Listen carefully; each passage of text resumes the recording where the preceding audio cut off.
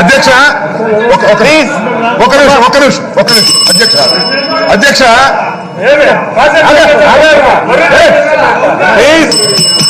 అధ్యక్ష అధ్యక్ష ఉదయం నుంచి నేను చూస్తున్నా చంద్రబాబు నాయుడు గారు ఏదో తేడా కనిపిస్తుంది అధ్యక్ష. ఆగండి మాట్లాడే వాళ్ళుగా చంద్రబాబు నాయుడు గారు రెచ్చగొట్టే కార్యక్రమం చేస్తున్నారు. నేను ఇందాక కూడా చూశాను. ఆగండి బాబు, తొందరపడతారేంటి? మాట్లాడినివ్వండి. ఆయన ఉదయం కూడా ముఖ్యమంత్రి గారిని చూసి లే లే లే ఏంది నాకు అర్థం కాలా. మొన్న వారి మీదకి అలాగే వచ్చారు. ఇవాళ అనండి సార్, మాట్లాడండి, మీరు మాట్లాడి వచ్చి ఆగండి సార్, ఆగండి, మీరు ఆగాలిగా. అచ్చెన్నాయుడు గారు బెదిరిస్తారు, నాకు అర్థం కాదు. అధ్యక్ష, ఇక్కడ నేను ఉదయం నుంచి గమనిస్తున్నాం అధ్యక్ష. వారు చాలా స్పీడ్గా మాట్లాడుతున్నారు. వారు నిజంగా వీరికి 25 ఏళ్ల వయసులాగా వీరు ప్రవర్తిస్తున్నారు. వీరి అబ్బాయి ఏమో 70 ఏళ్ళలాగా ప్రవర్తిస్తున్నారు. నాకేంటో అర్థం కానటువంటి వ్యవహారం. వారు ఎందుకు ఇలా ఆగండి సార్. అరే ఏమిటి నాకు అర్థం కాదా. అరే మీరు మాట్లాడేది ఏంటండి సార్? అధ్యక్ష నేను ఒక మాట మాట్లాడుతున్నాను. నన్ను మాట్లాడిస్తారా మాట్లాడినవరా? మీరు మాట్లాడండి. నన్ను మాట్లాడిస్తారా మాట్లాడినవరా?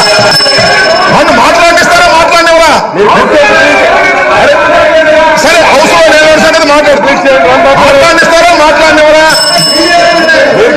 మీరు కూర్చోండి సార్, మీరు కూర్చోండి. అరే మాట్లాడతారు. ఇదిగో మీ అధ్యక్ష, మీరు ఈ రకంగా గొడవ చేస్తూ అలా అధ్యక్ష, ఇదిగో రామానాయుడు గారు కూర్చోండి. రామానాయుడు గారు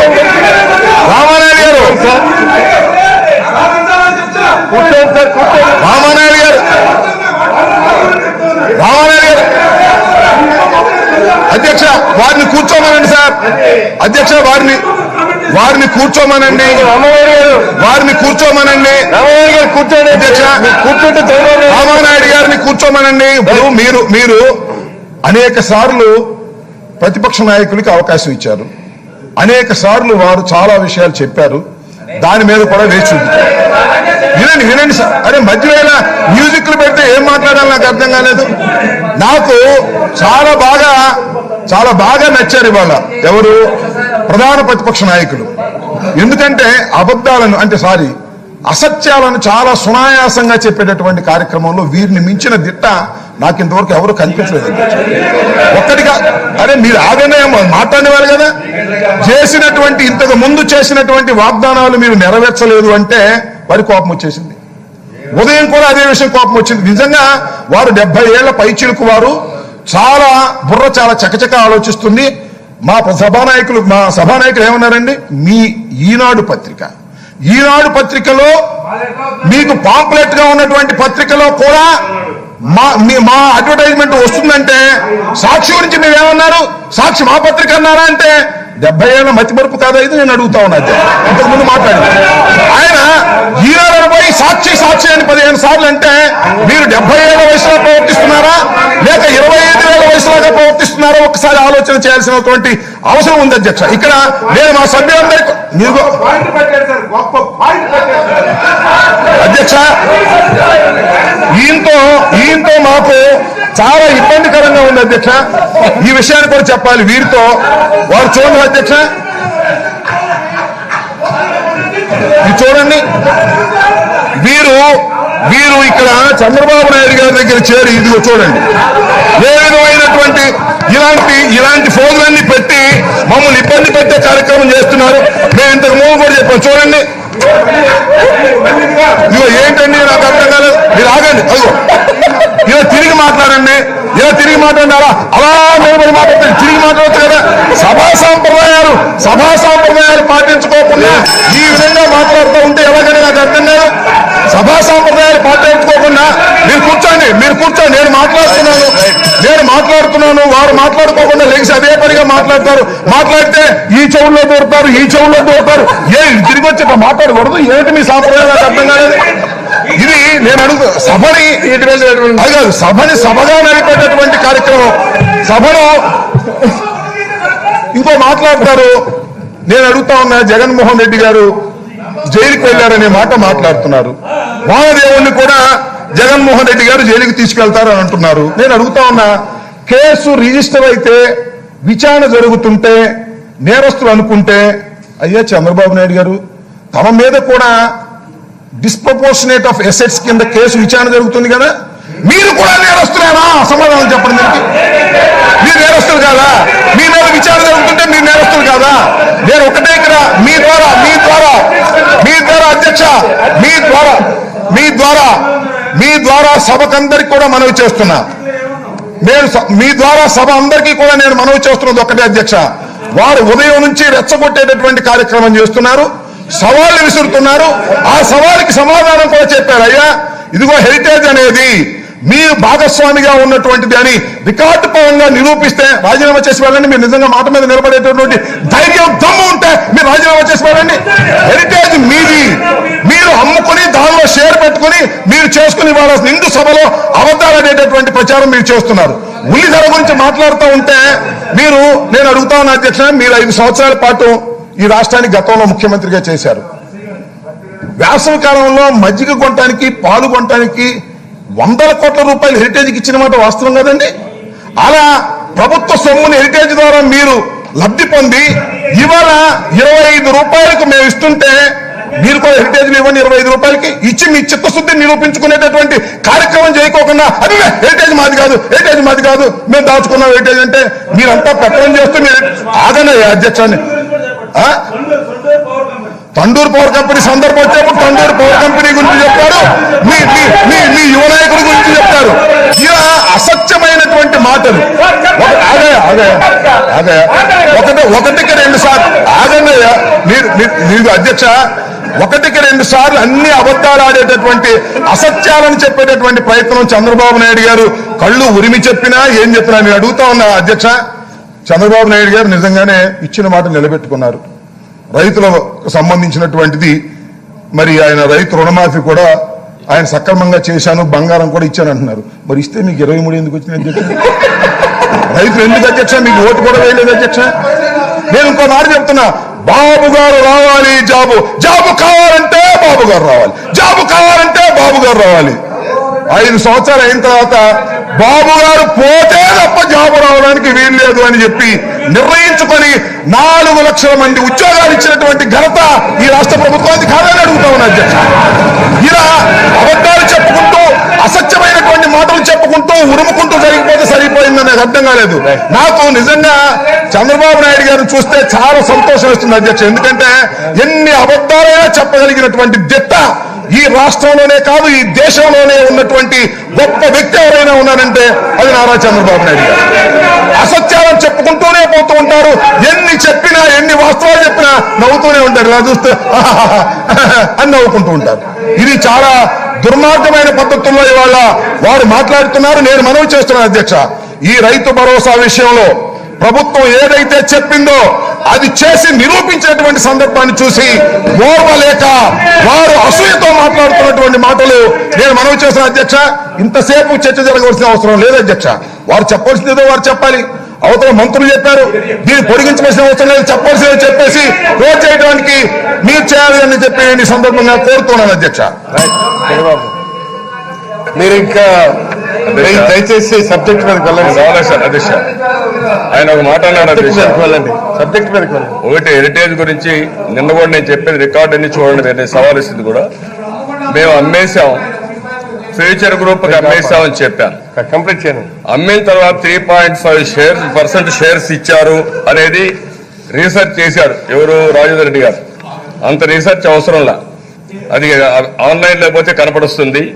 అది కూడా అధ్యక్ష it is a promoter shares కాదు, అమ్మారు కాబట్టి రేపు ఏప్రిల్ వరకు లాక్ ఇన్ పీరియడ్ పెట్టుకొని తర్వాత అమ్ముకోవడానికి ఇచ్చారు. దాన్ని ఇక్కడ తీసుకొచ్చి అక్కడ ఇస్తారా, పదే అక్కడ ఇస్తారా? ఈ రోజు 110 రూపాయలు అమ్మారు మీరు సిమెంట్, భారతీయ సిమెంట్ 110 రూపాయలు పెంచుకున్నారు. ఆ 110 రూపాయలు తగ్గించండి. ఎందుకు వ్యాపారులు ఎక్కడ తీసుకొస్తారు? రెండో విషయం, నన్ను గురించి 25 సంవత్సరాలు అన్నాడు, మా సాక్ష్యం అన్నాడని మాట్లాడాడు. నిన్న మీ ముఖ్యమంత్రిగా ఉండే వ్యక్తి, నేను ఒకటే అడుగుతున్నా, టోల్ గేట్ లో స్కూటర్ కి టోల్ తీసుకోవాలని కూడా తెలియదు ముఖ్యమంత్రికి. ఆయన ముఖ్యమంత్రి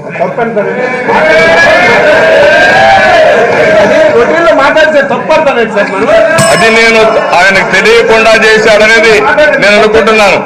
నేను ఒక మాట స్లిప్ అయితే ఈ మాట అన్న వ్యక్తి ఆయన టోల్ గేట్ లో స్కూటర్ కూడా టోల్ కోసం అని చెప్పారు అని మాట్లాడితే ఎగతాళి చేశాను, నాకు తెలుసది.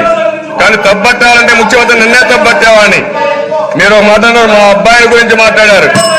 ఈ అంబటి రాంబాబుకి తెలియని దిశ ఇదే అసెంబ్లీలో రాజశేఖర రెడ్డి చర్చకు వస్తే చెప్పా, మీ అబ్బాయిని అమెరికా పంపిస్తే తిరిగి తపాల్లో వచ్చాడు, మా వాడు చదువుకున్నాడు, నేను గర్వపడుతుందని ఆ రోజు చెప్పాను దిశ ఆ విషయం.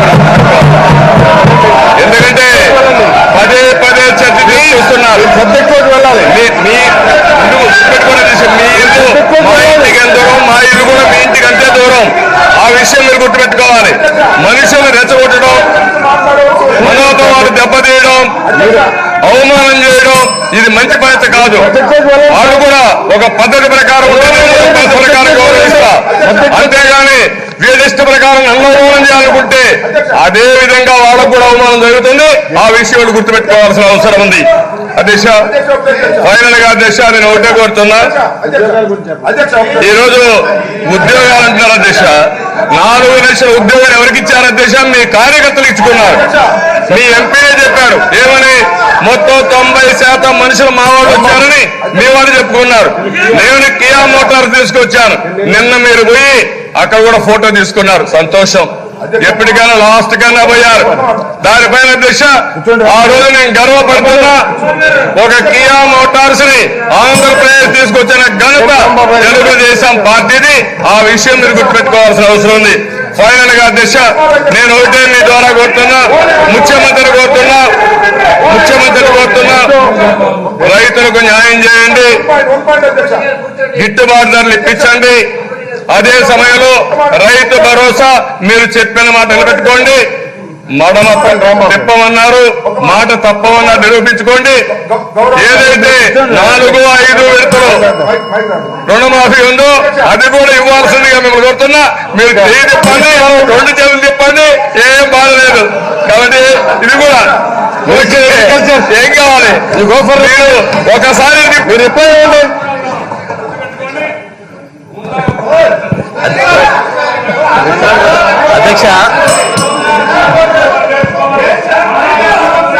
అధ్యక్ష ప్లీజ్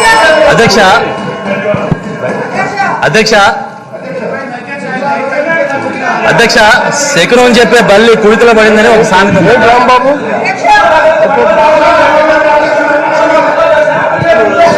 అధ్యక్ష, శకునం చెప్పే బల్లి కుడితలో పడిందని సామెత ఉంది అధ్యక్ష.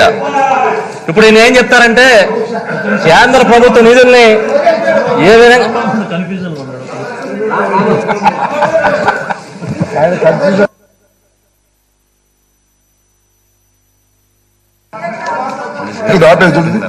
ప్రధాన ప్రతిపక్ష నాయకులు గత అసెంబ్లీలో కూడా రాజశేఖర రెడ్డి గారి గురించి ప్రస్తావన చేశారు అధ్యక్ష. రికార్డులో కూడా ఉంది. అదే ఉన్న విషయమే చెప్తున్నాను, లేదని చెప్పలేదు. రాజశేఖర రెడ్డి గారి అబ్బాయి గురించి, వారి అబ్బాయి గురించి మాట్లాడుతూ అమెరికా పంపిస్తే మీ అబ్బాయి తిరుగు తపాలా వచ్చేశాడు, మా అబ్బాయి అమెరికా పంపిస్తే అక్కడే బాగా చదువుకొని బ్రహ్మాండంగా వచ్చారు అని మాట పదే పదే పదే పదే చెప్తూ ఉన్నాడు. అంతేకాదు ఇంకొద్దిగా ముందుకు వెళ్ళి ఏం చెప్పాయంటే, మా అబ్బాయిని చాలా క్రమశిక్షణగా పెంచాము, మీ అబ్బాయిని మీరు క్రమశిక్షణగా పెంచలేదు. శాసనసభలో అధ్యక్ష జగన్మోహన్ రెడ్డి గారి మీద ఒకానొక సందర్భంలో పెద్ద ఆరోపణలు చేశారు. దాని మీద రాజశేఖర రెడ్డి గారు చెప్పిన మాట నాకు ఎప్పటికీ గుర్తుంది. గవర్నమెంట్ మీది, దమ్ముంటే మీరు విచారణ వేసుకోండి, అవసరమైతే ఏ శిక్షణ వేయమని కూడా చెప్పారు అధ్యక్ష. నేను మనవి చేస్తున్నా, ఎస్ అమెరికా పంపించారు, తిరుగు టపాలో వచ్చారు, వచ్చి ఏం చేశారు? ఈ రాష్ట్రానికి ముఖ్యమంత్రి అయ్యారు, మిమ్మల్ని చిత్తుగా ఓడించారనేది కూడా దయచేసి మర్చిపోతారని మనం చేస్తున్నాం. పదే పదే పదే పదే నేను చెప్తున్నా, పదే పదే మీ అబ్బాయి గురించి, వారి గురించి మీరు పోల్చేటటువంటి కాదు. మేమే